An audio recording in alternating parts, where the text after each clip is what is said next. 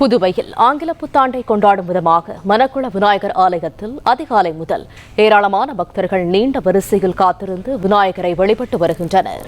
கூடுதல் தகவல்களை தருகிறார் எமது செய்தியாளர் சண்முகம். விவரங்கள் என்ன? வணக்கம். புதுச்சேரியில் வழக்கமான உற்சாகத்துடன் பொதுமக்கள் மற்றும் சுற்றுலா பயணிகள் புத்தாண்டை கொண்டாடி வருகின்றனர். புத்தாண்டை ஒட்டி உலக பிரசித்தி பெற்ற ஸ்ரீ மணக்குள விநாயகர் கோவில் அதிகாலை 4 மணிக்கு நடை திறக்கப்பட்டது.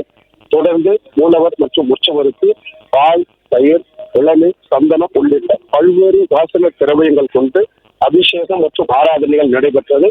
பின்னர் விநாயகருக்கு தங்க கவசம் அணிவிக்கப்பட்டு மகா தீபாராதனை காட்டப்பட்டது. மேலும் உற்சவர் ராஜ அலங்காரத்தில் அலங்கரிக்கப்பட்டு பக்தர்களுக்கு காட்சி கொடுக்கப்பட்டது.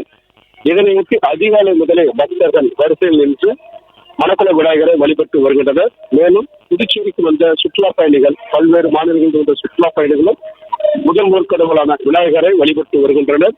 கோயிலுக்கு வரும் அனைத்து பக்தர்களுக்கும் பிரசாதம் வழங்கப்பட்டு வருகிறது. வருடத்தில் முதல் நாள் என்பதால் ஏராளமானோர் வரிசையில் நின்று மணக்குள விநாயகரை வழிபட்டு வருகின்றனர். இதற்கான ஏற்பாடுகளை கோவில் நிர்வாகத்தின் சார்பில் சிறப்பாக செய்யப்பட்டுள்ளது. பிளே ஸ்டோர் மற்றும் ஆப் ஸ்டோரில் இருந்து பாலிமர் செயலியை QR கோடு மூலம் பதிவிறக்கம் செய்யுங்கள். செய்திகளை உடனுக்குடன் பெறுங்கள்.